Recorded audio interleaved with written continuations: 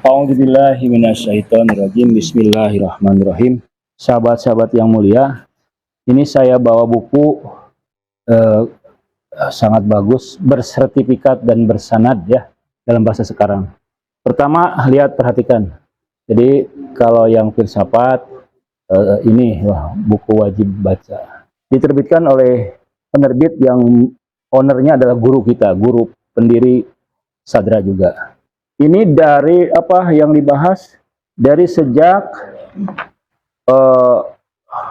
para filsuf Islam awal ya, Al-Kindi, Al-Farabi, Ar-Razi. Razi itu ada 3 nama Razi, hati-hati ya. Ada Razi kedokteran, ada Razi ahli kalam filsuf, ada satu lagi Razi apa gitu. Ikhwan As-Sofa, Al-Amiri, Ibnu Sina, ditulis oleh pakar. Ditulis dari berbagai negara, dari Mesir, Arab, Amerika, ya, dan lain-lain. Salah satu pakar Suhrawardi misalnya, Hussein Ziai, itu meneliti Suhrawardi hampir 40 tahun di Harvard. Kemudian Oliver Lehmann, ya, dari Libanon atau dari mana. Kemudian Hussein Nasr ya, yang terkenal itu. Dia itu guru besar di George Washington University. Itu sudah sepinter begitu, dia nyantri lagi 20 tahun di pondok-pondok pesantren. Karena kalau pesantren kan sistem pembelajarannya unik kan, sorogan, harus tamat. Kalau di perguruan modern SKS kan, jadi diringkas buku-buku itu. Kalau di pesantren enggak, harus tamat semuanya. Itu yang membuat berat pelajaran di pesantren itu berat. Tidak semua orang bisa mampu 7 tahun, 10. Ini 20 tahun. Sekelas profesor mau belajar lagi di pesantren-pesantren kecil ya. Terus kemudian William Chittick, terkenal itu. Nah ini filsafatnya, mula sadarnya tidak ada mungkin di bab khusus. Kemudian ini tasawufnya, irfannya. Dimulai dari Al-Quran sebagai pondasi tasawuf Islam, dijelaskan. Kemudian signifikansi spiritualitas Al-Quran, ditulis oleh profesor, doktor, peneliti ya. Kemudian tafsir tasawuf Al-Quran, misalnya ini tokoh dari Arab. Makna spiritual substansi Nabi, ditulis oleh Fritjof Swan, ahli perennialis. Kehidupan Nabi, Ja'far Qasim, kemudian sunnah dan hadis ya. Makna batin, ritus Islam, jadi makna batin sholat, haji, puasa, jihad, dimensi spiritual Islam ya. Kemudian banyak lain. Kalamnya ada juga madhab Sunni itu, madhab Syiah 12, madhab Ismailiyah, tentang wanita dalam Islam, sifat dan asal-usul tasawuf, Abu Bakar Sirojuddin, perkembangan awal tasawuf, praktek-praktik tasawuf, tentang Tuhan, tentang malaikat, ditulis oleh Sachiko Murata, profesor dari Jepang, kosmos dan tatanan alam, eskatologi, pembicaraan tentang hari kiamat. Saya anjurkan Anda harus tamat dulu buku ini, kalau yang filsafat ya. Bukunya berbahasa Indonesia. Kalau kalian tidak paham konsep-konsepnya, tuliskan ya, kumpulkan. Nanti tanya ke saya, ke Pak Cipta, ke Pak Beni, ke Dr. Abasi. Jadi ini membimbing Anda. Nah, menarik ya. Tadi kan bicara filsafat. Filsafat itu adalah perjalanan, akhir perjalanan filsafat, itu awal irfan. Jadi kalau mau memasuki tasawuf, memasuki irfan, itu harus selesai dulu perjalanan filsafatnya. Harus selesai sampai tamat. Kitab Asyifa Ilahiyat dibaca, kitab Asfar dibaca, dan berbagai kitab tamat. Tamhidul Qawaid, semua harus tamat. Baru masuki ke irfan, baik teori maupun amali. Nah itu tradisi ya, tradisi di dunia Islam memang ketat. Ada kurikulumnya, ada standarnya, ada indikatornya. Nah yang menarik di dalam buku ini, filsafat itu ternyata memiliki 7 definisi. Salah satu definisi yang ditawarkan oleh Mula Sadra, filsuf terakhir, adalah soiruroh. Soiruroh itu kan dari soro yasiru, soiruroh ya, menjadi, becoming. Menjadi, berubah kita, berubah menjadi becoming. Soirotul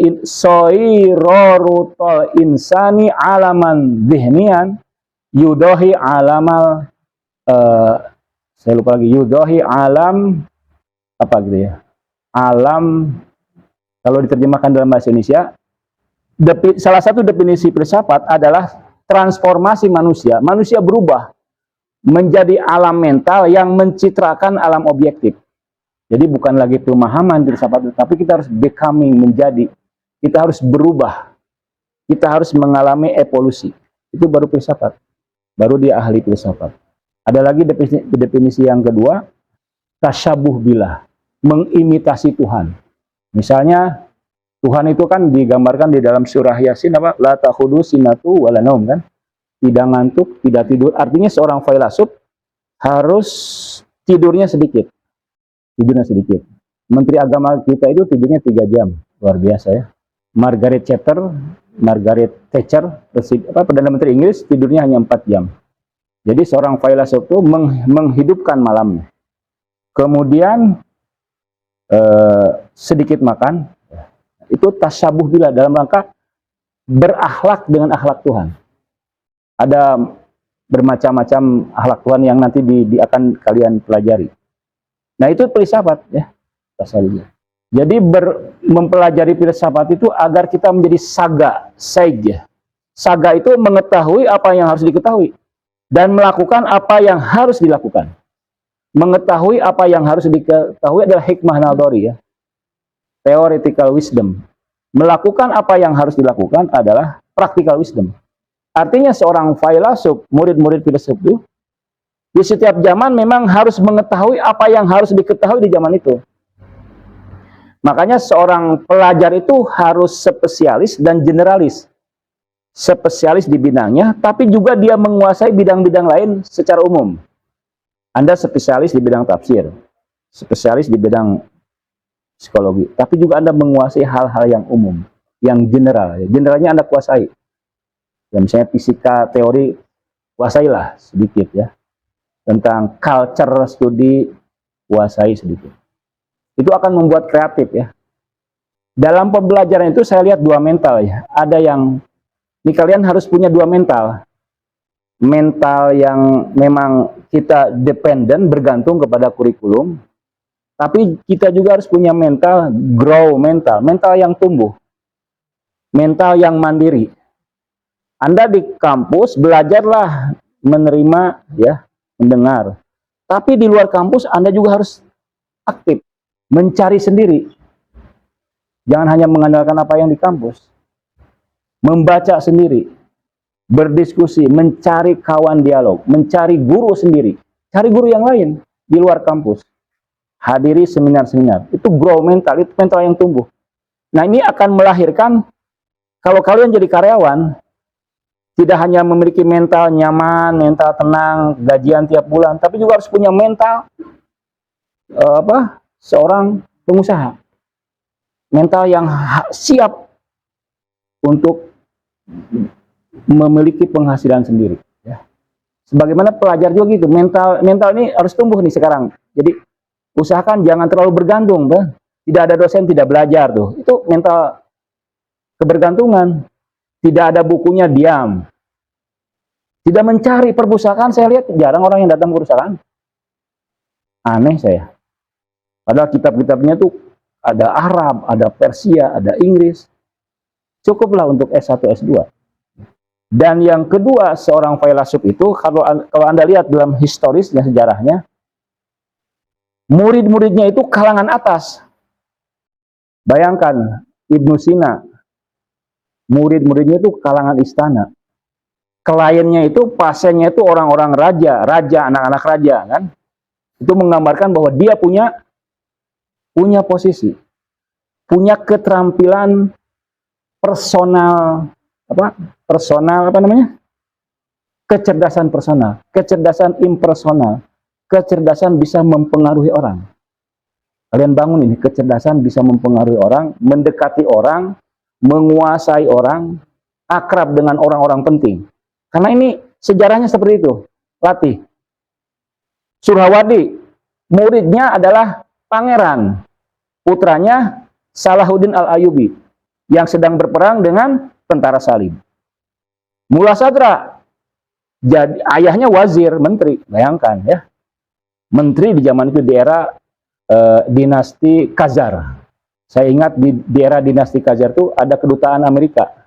Tapi kedutaan Amerika itu rajin banget, yang nyapu dia, yang masak dia, ya, semua dia lakukan.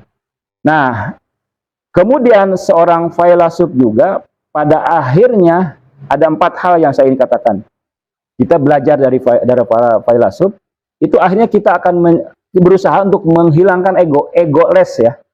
Kalau dalam sosiologi, ego itu diagung-agungkan, diteliti habis-habisan. Sementara di filsafat, ego itu dihilangkan. Itu kan tantangan, challenge. Aneh. Ego dibicarakan, ego didiskusikan, ego diagung-agungkan, diteliti. Di filsafat dibuang ego itu. Egoless, tanpa ego. Jadi kita menjual jiwa kita kepada Tuhan. Innallaha ashtara minal mu'minina anfusahum. Allah sudah membeli jiwa-jiwa kita. Jadi kita tidak punya jiwa. Kalau kita tidak punya jiwa, kita tidak punya perasaan, tidak sakit hati, tidak baper, tidak malas, kita tidak punya ego lagi. Ego kita sudah kita jual kepada Tuhan. Nah, itu yang tidak dibahas di psikologi. Ya, nah itu filsafat Islam menyumbangkan itu. Kemudian selain itu, selain dia tidak punya ego, berusaha untuk menghilangkan ego, dia juga selalu merasa kagum, wonder. Pak Haidar tuh kemarin punya kurikulum cinta kan? Belum dengar ya? Nanti kita akan ikuti kurikulum cinta itu. Karena dia berpresentasi di Kemenag dan setuju, sepakat. Kurikulum cinta itu bukan kurikulum kognitif, mental, tapi keperasaan ya. Jadi kurikulum cinta itu beliau mempraktekkan. Ketika melihat batu, beliau cium ya, merasakan. Kita harus selalu merasa kagum, merasa takjub. Karena tidak ada yang tetap di alam ini. Kullu syai'in huwa fi sya'n.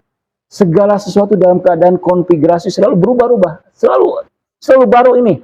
Di filsafat dibuktikan bahwa alam ini selalu baru. Kalian pikir matahari itu matahari yang kemarin? Kemiripannya yang membuat kita merasa itu yang kemarin. Itu matahari yang berbeda. Harokah jawahiriyah selalu berubah. Jadi alam ini selalu baru, sehingga kalau kita menyadari akan kagum kita ini, akan terkejut, subhanallah. Dan juga kita akan selalu melihat miracle, melihat mukjizat.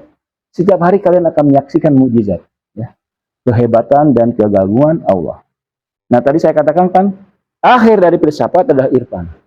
Pelajari filsafat terus sampai akhir, pada titiknya kalian akan ke irfan. Imam Ghazali kan akhirnya ke irfan.